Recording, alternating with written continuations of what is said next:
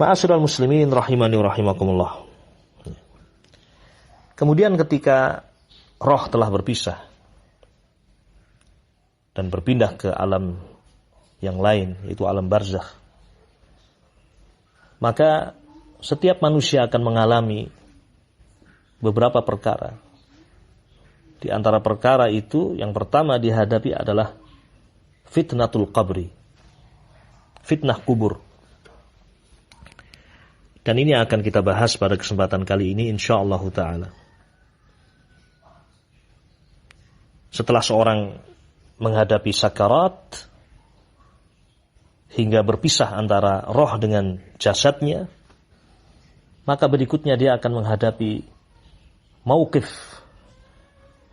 sebuah keadaan di mana dia harus menjawab pertanyaan malaikat mungkar dan malaikat nakir. Dan inilah fitnah al-qabr, fitnatul qabri. Fitnah kubur adalah pertanyaan malaikat, su'alul mayyit fi qabrihi.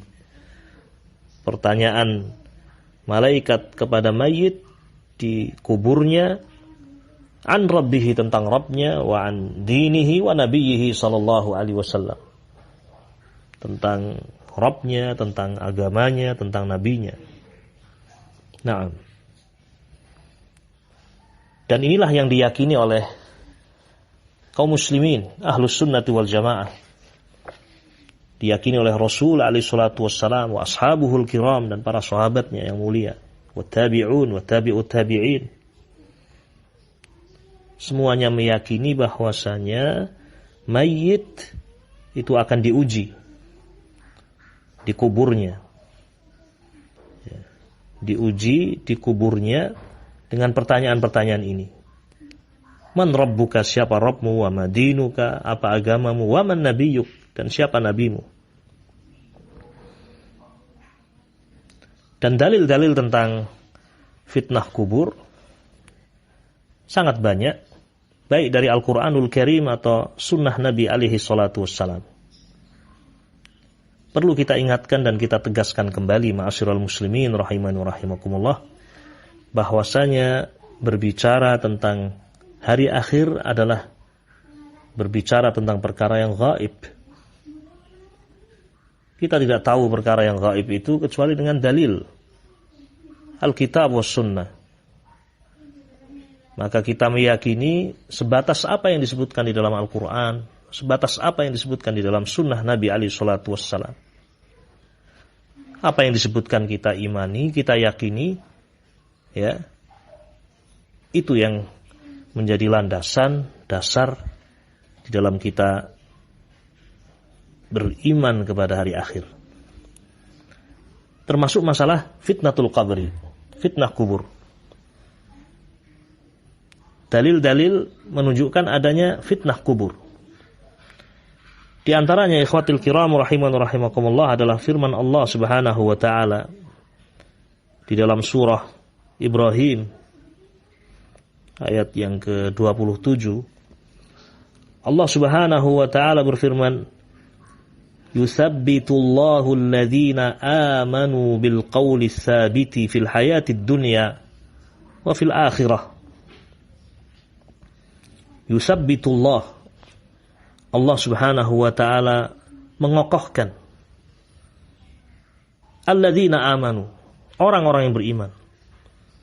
Orang-orang yang beriman diberi kekokohan oleh Allah Subhanahu wa taala bil qauli tsabit, dengan ucapan yang sabit. Nah, diberi kekokohan dengan al-qaulus sabit fil hayatid dunya, dalam kehidupan dunia, wa fil akhirah, dan dalam kehidupan akhirat. Ayat ini, ya, adalah dalil tentang fitnah kubur.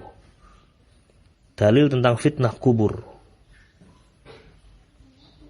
Dari mana kita tahu? Sebagaimana disebutkan di dalam hadis yang diriwayatkan oleh Al-Imamul Bukhari dan Al-Imamu Muslim. Nabi alaihi salatu wasallam membacakan ayat ini, ya, terkait dengan fitnah kubur. Dan kita mengetahui bahwasanya sunnah atau hadis Nabi alaihi salatu wasallam yufassirul Quran, menafsirkan Al-Quran, wa yubayyinu Al-Quran, menjelaskan Al-Quranul Karim. Nabi bersabda dalam hadis ini, dalam hadis yang diriwayatkan oleh Al-Imam Al-Bukhari dan Al-Imam Muslim, "Idza aq'ada al-mu'min fi qabrihi utiya fa yashhada an la ilaha illallah wa anna Muhammadar Rasulullah.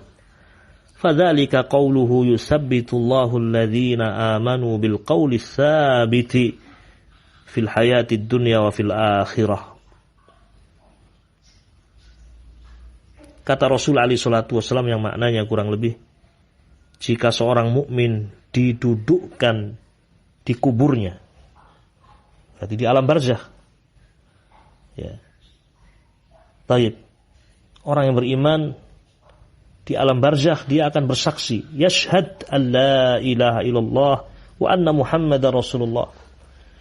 Dimudahkan untuk mengucapkan kalimat ini, bersaksi bahwasanya Allah Subhanahu wa taala Rabbnya adalah satu-satunya ilah yang berhak untuk diibadahi.